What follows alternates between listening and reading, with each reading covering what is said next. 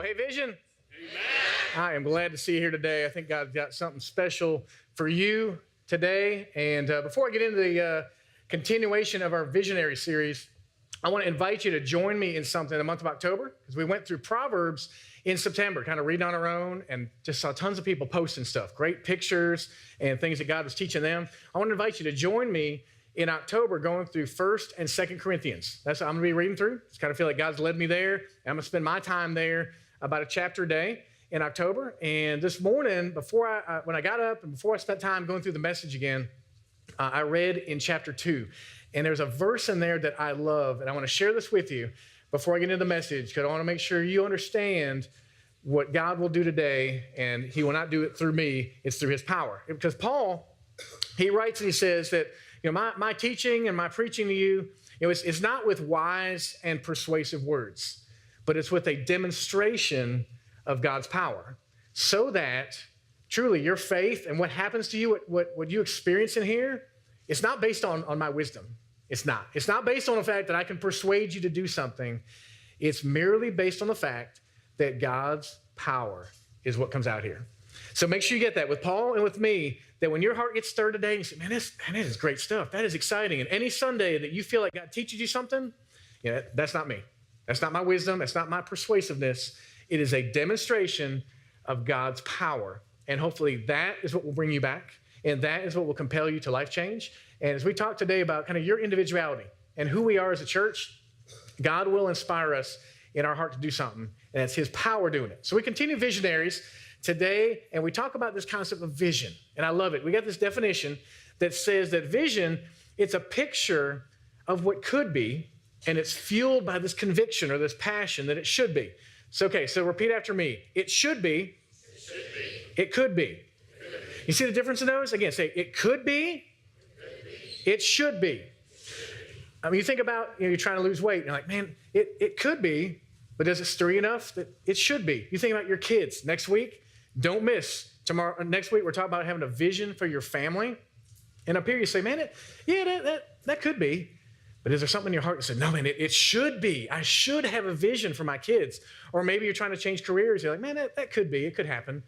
But the guy or the lady who makes it happen said, man, it should be. And that's what a visionary is somebody who sees something, says, yeah, it could be, and something stirs inside them and says, it should be. And I'm going to be a part of it happening. It's going to happen. Let me tell you a story.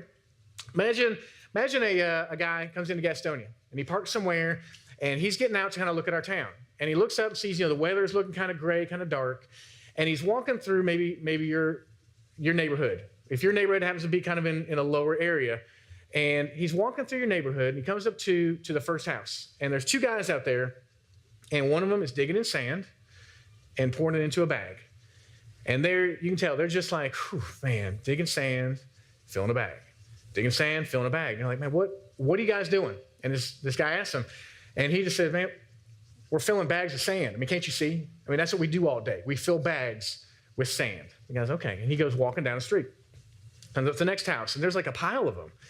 And he's like, what are you guys doing with a pile of bags? And guys, the same thing. They're shoveling and putting in bags and passing them. And he said, what are you guys doing? And the people look at him and say, man, we're making a big pile of bags. This is what we do all day. All we do is put sand in bags and make a big pile of bags. And he goes on walking. He gets to a third house. And as he walks up on it, he could sense something different. Man, there's some music playing. Someone's got their phone hooked into some speakers, and there's like some music playing. There's somebody going around passing out Gatorade, saying, hey, you good? You want a drink? You good? And he looks and he sees not just a pile, but kind of a wall of bags forming. And people are like, hey, shovel it in, pack it in, pass it down, 99, boom, bun, da-da-da, 100. And there's like an energy to what they're doing. And the guy's like, what are you guys doing? And they said, look, you see the weather? There's a hurricane coming. And this is our friend's house, and it's in a low part of town. And what we're doing is we're building a wall of sandbags to save his house. And the guy steps back and says, wait a second. 5 doors down, they're just filling bags. And 3 doors down, they're just building a big stack of sandbags. But right here, there's vision.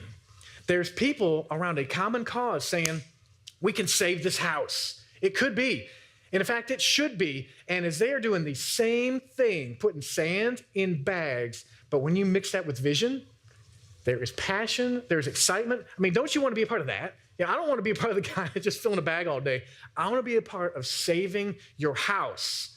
I want to do that. Now here at Vision, we're about even something bigger than saving houses. I'll get to our mission here in a minute. But at our church, God, I think he looks at us and says, man, there's a toolbox of talent at Vision Church. And this is so fun. The people I get to meet that have moved here from California, that have moved here from Georgia, that have moved here from New Jersey, and they come to our town. Like God is like drawing people from around our country to team up with people from Bowling Springs and Belmont and Dallas and Gastonia. And he looks at us and says, man, there is a toolbox of talent there, and I want you to use your talents for a cause. Now, understand this. When you stand out there in the parking lot, you can point and show a car where to go, and point and show them where to go. Or you can stand out there and start somebody's day off with some flair and say, man, come on into Vision, right here, right here. And they get out of their car, and you're like, look what I can do. And look what I can do. And they're like, welcome to Vision Church. And you're just like, there is energy to it. There's passion to it. And like we tell our team, say, hey, the sermon, it starts in the parking lot. It's not just fill a bag of sand, fill a bag of sand. There's passion to it. And actually, I need some help with this. Tommy, will you come here a second? And you come in and hold this prop for me, because I need just some crowd participation help. So you start with that one and hold that right there, and we're going to number 2. Because here at Vision, we don't say, go back there and watch those kids for an hour. We don't say, go into Trailblazer and just like manage those kids so their parents can enjoy the service. We don't come in every other Sunday night at Ignition and say, well, the students got to have somewhere to go. I mean, they got to have something to do. Instead, you walk back there in Trailblazer, and they're like, hey, glad you kids are here at church. Man, we got something fun for you today. They go back there, and they're at Ignition. Crazy at Ignition, the stuff they do. And they're up here taking tools and talents and mixing fun with it, so that people say, man, there's something different about those kids' environments, those student environments. So actually, Stephanie, would you come here? And if you would hold this one for me, and Tommy, show us again. What do you got? Show us some flair with it. There we go. We got it. Okay, good. And Stephanie, show us some flair or some excitement with that. Okay. There we go. Okay, good. Now, if you're a first timer, don't worry. We're not picking you out. Okay, we're not. Because the third one, you imagine somebody walks into Vision, and they're like, man, so-and-so has been inviting me. And okay, I finally came. I mean, I don't do church, but I drove up. And is the parking lot dirty? Is the front door fingerprinted? Are they walking down the hallway and honestly there's trash? Do they walk in the bathroom? And you're like, whoa, uh-oh, man, now I'm asking serious. What is going on with the toilet brush? Because seriously, ladies, if you've come into our church and spent your first 10 minutes evaluating us, and that's fine, evaluate us. And you saw the parking lot and the windows and the hallway, and you go into the bathroom and you're like, I'm not sitting in that toilet. That thing's nasty. You laugh. But look, they came here to evaluate our church. They hadn't even gotten to the music or the message yet. And yet, hopefully, somebody took this. And actually, Jeremy, will you come here and take this one? And the good news, Jeremy, this one is fresh. I bought it yesterday at Dollar General, okay? It's a good one. So, and again, with this, it's good. Yeah, I mean, really. And again, with this, it could either be, I got to clean the stinking toilet. Or it could be, hey, man, I'm serving God by cleaning this place and getting it ready for your friend when they come so they see it. So show us a little bit of passion with the toilet brush. There we go. That's great. Okay. So, thank you. Yeah, I mean, I feel better already. So, okay. So give us a little look. Okay. The passion in the parking lot. Okay. And with the kids and the students. Okay. And in the bathroom. Great. Okay. So if you guys put your toys, your tools back in there, and let's get them a hand. We're doing that. All right. And I love that toilet brush so much. I'm gonna leave this thing out front here. So it'll be highly visual for us. And you definitely know about that toilet brush. But with these props, I want you to smile, and I want you to realize the underlying meaning of what we do and why we do it.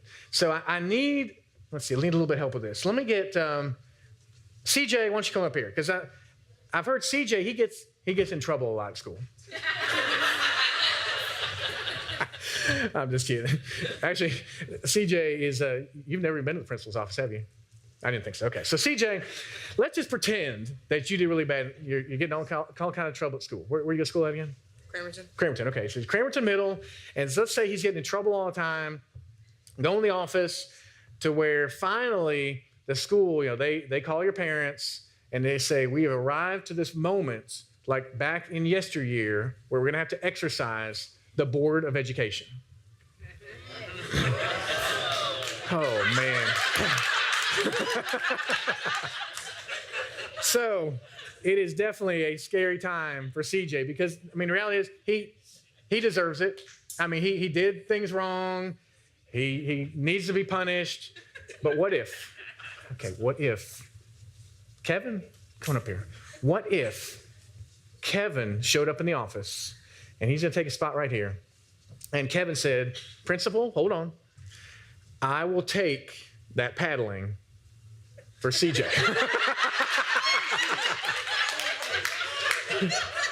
Okay, so Kevin, this is the key moment of the service, okay? The future of our church rests on the fact that, will you take the paddle for him? Sure. Okay, thank you. Thank you. All right, so CJ, you are free to go. You're free to go. Because the reality in what we're doing here I appreciate it. You're like a walking billboard for us today, that here at Vision Church, honestly, we all deserve punishment. We all, like CJ, have sinned and messed up, and we deserve much worse than the Board of Education. We deserve eternal death. And Jesus stepped in there one day and said, sure.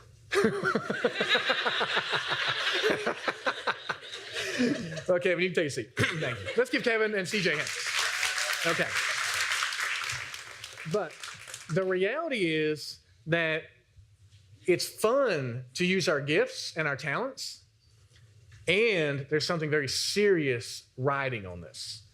That your friends who you see in the school pickup line or see at work or see in the neighborhood, if they don't know Jesus in a personal way, they are going to be punished for eternity. There's others maybe who've been in and out of church. They're not even walking with God anymore. And honestly, they're being punished every day. They're saying, man, I can't find peace. I can't find help. I don't have relationships. And God's like, come on into the family. Come here with us. And we as a church want to deliver that. Again, not by wise and persuasive words, but by a demonstration of his power, so that literally when you're in that parking lot, man, it's not even Tommy's flair that's doing it, man, it's the love of God that's showing. Today, as we take a look at your chance to serve at Vision, I want you to believe in why we're doing it. That the Kevin and CJ picture right there, it's happening every day in our community.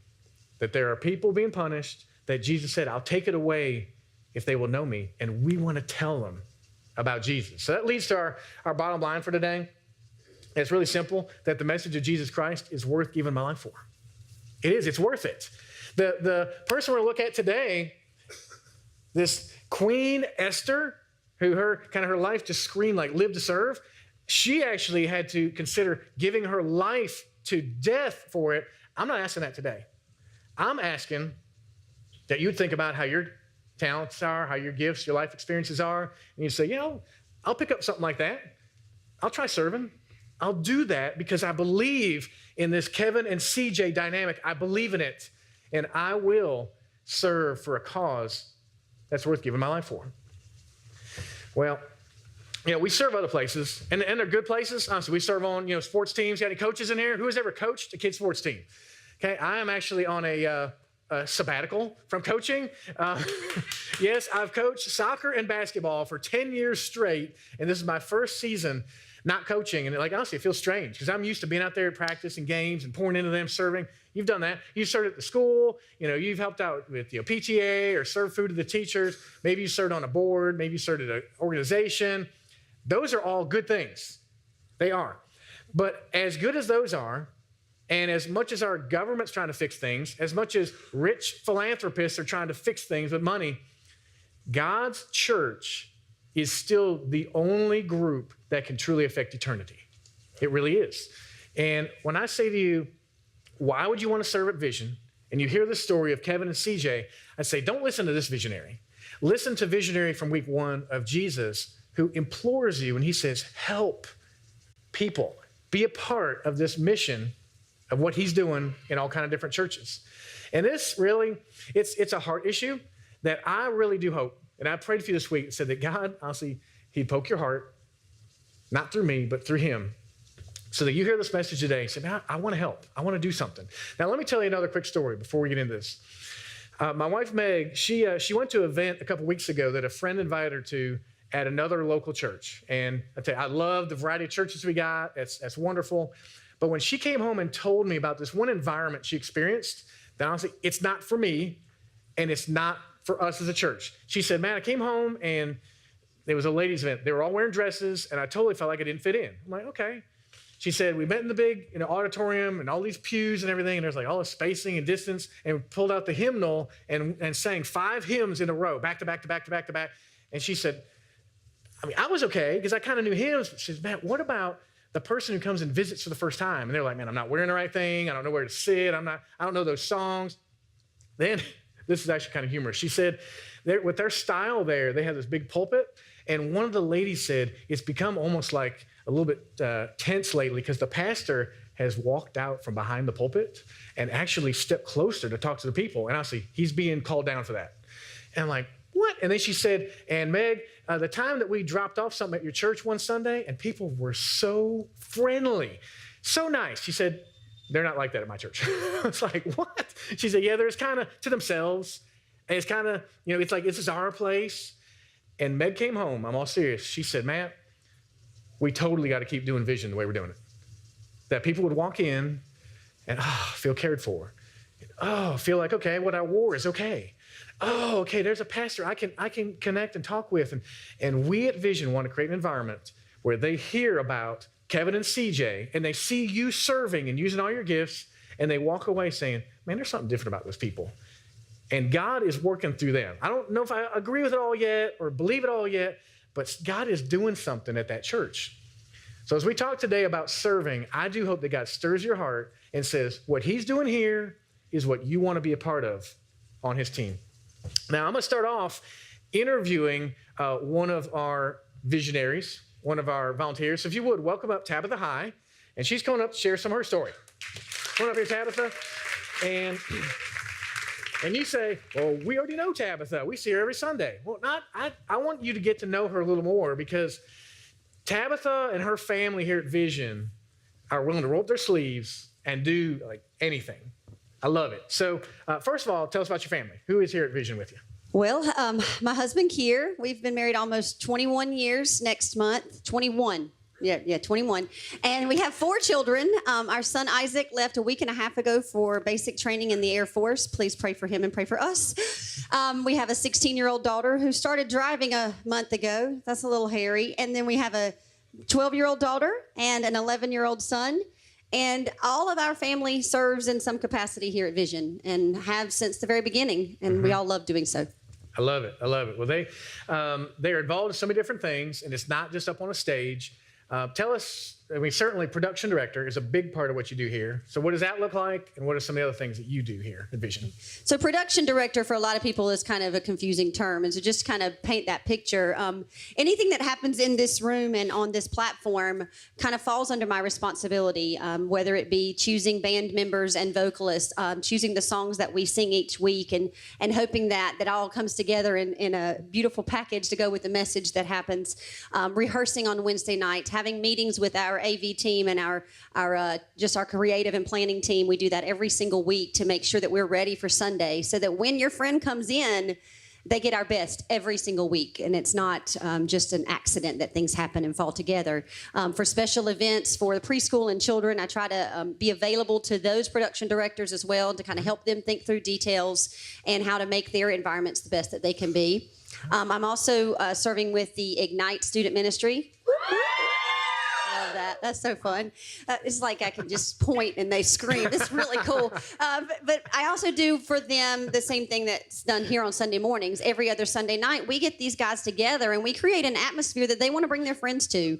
And so, again, choosing music and putting people in places that they can use the gifts that God has given them in a way that's going to glorify Him and cause people to kind of be closer to Him as they walk in those doors. Mm-hmm. So definitely a wide variety of things that Tabitha does here. And let me tell you kind of the backstory of how we got here.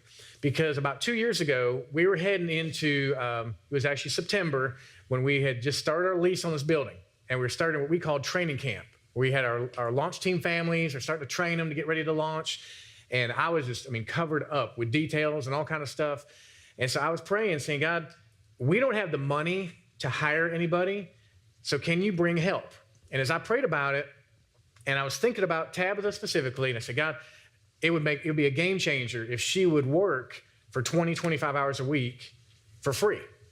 And I was praying about this. I was like, God, do you want me to go talk with Kira and Tabitha and ask for that? Because that's a big ask.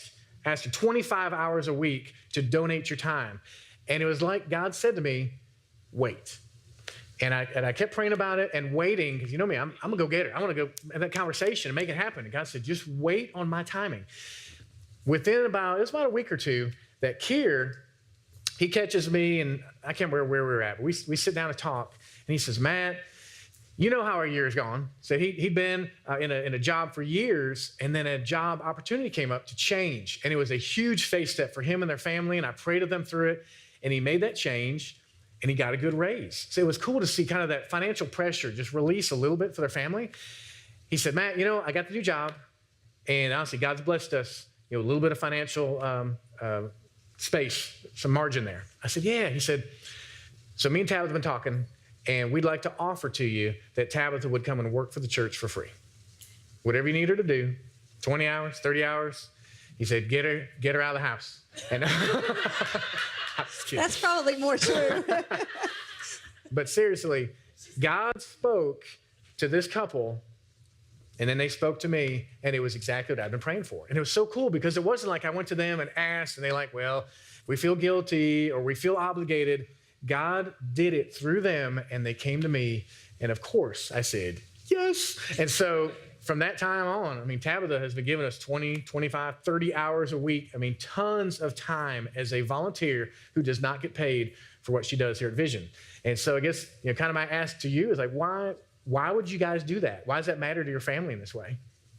Well, you'd think maybe we're crazy, and we are. Mm-hmm. But no, actually, I just really feel like this is what God has called me to do, that this is my purpose. And I've always felt that when God calls you and gives you a purpose, when you are living that purpose out, you are so fulfilled. Your life is better. There may be turmoil and chaos that comes around, but when you know that you're doing what God wants you to do, it makes all of that kind of fade to the background. And for me, this is my purpose. And so because it's my purpose, it's my joy. And so when I serve here at Vision, I literally absolutely love it. And like I get excited about it. And if I'm having a really awful week or something and things are going crazy, then I can't wait to come at 7:30 on a Sunday morning and serve at Vision, because I'm fulfilling my purpose again, and that joy can come back into my life that may have dissipated for a moment. And I see that with my kids. Mario serves with the preschoolers back there, and he helps lead worship and do moves. He loves it, y'all. He absolutely loves it. And when you find that place of service where you're doing something that you love and you know God has specifically put you there, your joy is just unspeakable and overflowing. Mm-hmm. And it's just an amazing thing. And God just gives you that passion to serve Him wherever He puts you. Yes. And I want to make sure you understand that this isn't just a stand on the stage and get the applause and the spotlight. This is behind the scenes, because my favorite image in my mind of Tabitha serving at our church, it happened last summer at our first student retreat. We went to Lake Waccamaw, had a couple dozen students that went, other volunteers who went, and our production director, while the students were out swimming in the lake and the volunteers were out doing stuff, she was in the kitchen making spaghetti. Okay, when we walked in from the lake and it's hot and sweaty in there, and she's all sweaty, and you got a picture when the students come in, and students, they don't think about like, somebody cooked this. Has anybody ever had at your house where someone like, hey, they have no idea who cooked this or who made this? And they come walking in, and I stepped back and watched. I'm like, the people at Vision Church, besides in that house that day, have no idea that this serving passion, it's a lifestyle for Tabitha, for Kier, for their family. And that really is the overarching piece of today's message, that this isn't just about serving our church. This is about your lifestyle. So I see that. And then what was funny too was then either later that day or another day on the retreat, the students are doing this painting and stuff like that. So Tabitha got like this life-size personal portrait from our students, and super talented. Well done, Mac. And that They one, were Tina, blindfolded when they painted that. Oh, they're blindfolded. You Okay. need to make sure they know. I mean, that's like a genuine Picasso-looking thing, but they were blindfolded. That is Picasso-esque. So Yes. that's pretty amazing. And what's cool too is that, Kier, and he's part of our Ignite team, and he loves getting up there and just like pointing out how God can teach in your life and work. And it's great. Their whole family uses their talents, their passions to do that. So if you would, thank Tabitha for being up here and for what she does at Vision. Thank you, girl. So, her heart has been stirred for what's going on here at Vision. This lady Esther we're going to look at in the Bible, her heart was stirred because there was something in front of her that was, it was life and death. And honestly, what we're talking about with Kevin and CJ is life and death. So as we look at Esther, I want you to think about what this means for you. That most likely, honestly, God's not calling you to be a pastor, or God's not calling you to go to, Asia next week as a missionary. God's calling you to be you and to use your talents in a way that you're excited about as part of a winning team here at Vision. So this lady, Esther, she was a Jew, and they had been taken into captivity. This whole, pack of people in captivity. They're in bondage. And the king, Xerxes, now say that with me, Xerxes. Okay, Xerxes, and the other guy in the story is Mordecai. So say that. Now, I was just thinking about our students, and man, it'd be so cool if we had like a Xerxes and a Mordecai, because that's just like fighting names right there, man. Like Xerxes and that. I don't know. So anyway, Xerxes is the king, and I love these different names in the Bible, because you think, man, what this guy Xerxes, and he is a weird guy because he has this wife and he's like showing her off, and then she like doesn't gel with that. So basically, there's this breaking in the relationship, and Xerxes said, man, I need another queen, and it's kind of like Bachelor, that show. Anybody watch that stuff? I do not watch that stuff, okay? If anybody watches that kind of stuff, and he's like, okay, bring in all the ladies, and I'm picking out a new queen. And Esther, she wins, and she becomes the new queen. Well, the way the story keeps going then is that Esther, her cousin Mordecai, is so cool. This students, if you guys like watching stuff where there is like plots to kill and potentially murder, and there's like all this drama and stuff going on. I know it sounds like high school, but no, this is like reality TV in the book of Esther. Make sure you read it this week. What's happened is that Mordecai, he hears about this plot to kill the king. So he basically says, hey, Esther, I heard this thing, and they pass up the food chain to where they find these guys. They stop the plot to kill the king. And Mordecai, he kind of gets some honor. They're like, man, this is great. We need to notice this guy, Mordecai. Well, this other guy, Haman. Okay, now say Haman. Haman, and do this, go, ooh. Haman, he's the bad guy. Okay, Haman, he's the guy who kind of creeps in on Mordecai's glory. He steals a little bit of it. So he's getting some glory out of this. And Haman's moving up the food chain to where now people are like, it's crazy. They're like bowing down to Haman saying, man, you are the best. You are amazing what you're doing. Well, when we pick this up here in this story of this guy, Mordecai, who loves the Lord, and Mordecai said, man, I will not bow down to a guy with that lack of integrity. I will not. So we pick up this story of Mordecai and Esther. In the book of Esther, chapter 3, said all the royal officials at the king's gate, they knelt down, they paid honor to Haman, for the king had commanded this concerning him. But Mordecai, he wouldn't kneel down. He wouldn't pay this guy honor. And make sure you get this in today's story. We all pick what we kneel to. We all pick what we give honor to. It's your choice. Nobody else can force that of you. And Mordecai, he made a choice. He said, I'm going to honor God. Whatever it looks like, I'm going to honor him. I made that choice. Now, let me take a quick time out and talk to our men. I know Courtney already spoke about our men's retreat. But for the men, I want to encourage you, if you only do one thing with Vision Church this year, make sure it's the men's retreat. October 28th and 29th, when we go away and spend about 24 hours together, we will have a chance to get a glimpse of what true honor looks like, to be men of honor. And we're not going to, like she said, hold hands. We're not going to hug and cry together and all that. It's not going to be any of that. It's going to be men sitting around talking about life and truly talking about what we kneel to and who we show honor to. So I'm asking you men personally, come to our men's retreat. Stop by the tent today and sign up. So like Mordecai, when that moment comes and we choose and say, no, I'm not going to do that. I'm not going to be that kind of man. We continue in Esther 3. It says, when Haman, the bad guy, give me that sound again, the ooh, ooh. Come on, loud. Ooh.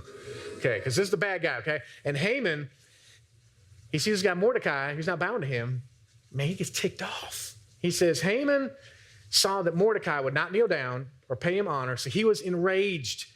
Yet having learned who Mordecai's people were, he scorned the idea of only killing Mordecai, and instead, Haman looked for a way to destroy all of Mordecai's people, the Jews, throughout the whole kingdom of King Xerxes. So basically, it's like he said, okay, Tommy, who's up here, really nice guy, but man, he won't bow down to me. So I'm gonna get so mad at him, I'm also gonna take out his wife and his family, and in fact, his whole church, man, his whole town. Let's just blast it all because of him. Haman is ticked off. Well, this opposition that Mordecai was undergoing, honestly, it shapes us about who we honor and who we live for. So continue in Esther chapter 3, says, dispatches were sent by couriers to all the king's provinces with this terrible order. This order to destroy, kill, and annihilate all Jews, young and old, women and children, on a single day, the 13th day of the 12th month, the month of Adar, and to plunder their goods. A copy of the text of the edict was to be issued as law in every province and made known to the people of every nationality. Say, be ready for that day. I call this the plan of terror. Of terror. I mean, we think we know terrorists. We think we see terror and it scares us. If someone came in and said, hey, all of Gaston County on this certain day and this certain month is all going to be killed, your kids are going to be killed on that day, that is terrible. It's awful. So Mordecai figures out, man, I need to do something about this. So it continues in chapter 4. It says, when Mordecai learned of all that had been done, he tore his clothes, put on sackcloth and ashes. That's the way they mourned those days. He went out into the city, wailing loudly and bitterly. But he only went as far as the king's gate because no one clothed in sackcloth was allowed to enter it. In every province to which the edict and order of the king came, there was great mourning among the Jews with fasting, weeping, and wailing. Many lay in sackcloth and ashes. Now, understand what's happening here. All the Jews, they're petrified. It's terrible what's going to happen. And Mordecai is saying, we have got to do something about this. He's just broken with it. And then it dawns on him that he's got a connection. He said, wait a second, I know the queen now, my cousin Esther. He says, I'm going to send a message for help. Okay, so repeat that, help. Now with a little more passion, help. Now, like a desperate, we got to have it, help. Okay, so that's the message he sends upstream to Esther. He said, go tell her, we need help. Now here at Vision, man, we just want you to use your talents in the area in the way you can help. Esther was in that spot where she could help by using her role as a queen. Now, have you ever been in a spot where you need some help? And let's say it's not as dramatic as death, but let's say it was like, okay, the Eagles are coming to town. And you're like, you want to go see the Eagles play the Panthers. I mean, you're like, I got to get in the stadium. Who do I know? Man, I know Joe over there. He sweeps up. I'm going to call Joe and say, Joe, I know you got connections at the stadium, man. Can you get me some tickets to the Panthers? Can you use your route, your influence over there? And most likely you're not getting those tickets. How about students? Okay, students, any of you guys like to go to parties? What students over there like to go to party? Now, come on now. Seriously, you like to sleep? Okay, what if there is this party where it's the best music, the best food? Everybody in town is going there. And you're like, we want to go. But you don't know the people there. But how about CJ? He was up here. What is CJ, man? He knows the people throwing the party. So all you students are like, yo, CJ, man, can you get us behind the ropes? Get us in the party. CJ's like, I really don't have that much pull. I'm just a kid that gets in trouble. So you tried to use his gifts or his influence. Okay, this picture, take a look at this third one and tell me if you know what this is, and in fact, if you've ever had one. This is a speeding ticket. Thank you. Now, okay, we won't tell anybody. Who in here has ever had a speeding ticket? Who's ever had 2 speeding tickets? Who's ever had more than 2 speeding tickets? So who's ever had 10 speeding tickets? Wow. Okay, so you know, when you get that speeding ticket and you're driving home and you're like feeling terrible, you're like, wait a second. I know one of the magistrates. I know one of the judges, or I know a police officer. Can I call them to try to get help from that person? Or how about if you've ever been stranded by the side of the road, your car having issues, and you're like, okay, man, I need to get CJ's dad, Chuck, on the phone because he knows how to fix a water pump or do whatever that's broken in my car. I need help. Can he use his spot, his moment to help me? And I think that's where Mordecai was. He's like, okay, we're desperate. This is terrible. We need help. Again, give me the help. Okay, so that's our, wow, well done, students. Excellent. All right, so we're picking back up. In Esther 4, it says, all the king's officials and all the people of the royal provinces know that for any man or woman who approaches the king in the inner court without being summoned, the king has but one law. This is Esther talking here. She says that they be put to death unless the king extends the gold scepter to them and spares their lives. So Esther is basically patching the message back to Mordecai, saying, Mordecai, I know you're asking for my help, but man, it's so dangerous. I could die from this. And Mordecai, he just replies back with such a key verse, such a key part of the story.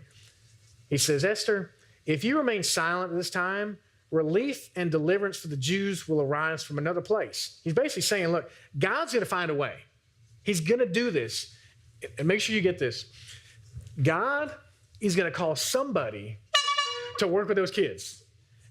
And he may slow the growth of our church until that somebody comes in and says, I'll do it.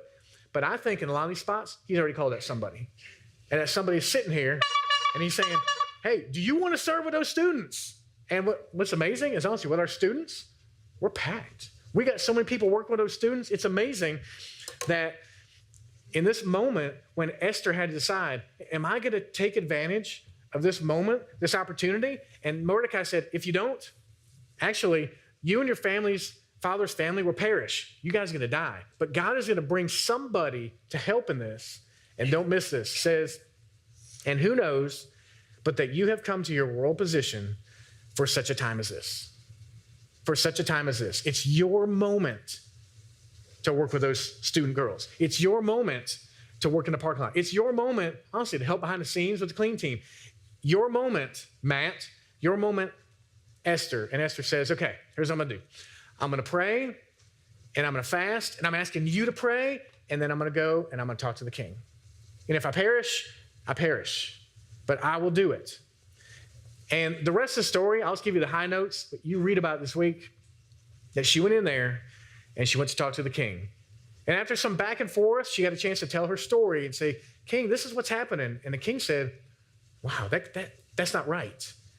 We need to change that. And it's so cool. Again, students, if you like stories where there's death and there's like hanging by gallows and stuff and people's heads are snapping off, it's cool, man. This is what happens in Esther. Read it this week, CJ. It'll turn you around, okay? But seriously, what happens is Esther goes in, tells us to the king. He says, we're going to change that. No more killing them. And in fact, Haman, the bad guy who put this in place, he's dying. And Mordecai, we're moving him into a spot where I can use a man like that. And God works in a way where there is justice and there truly is salvation.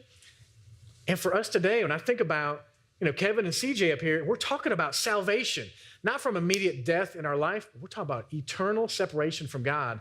We have that here, and they experience it there. So back to this heart issue, this help.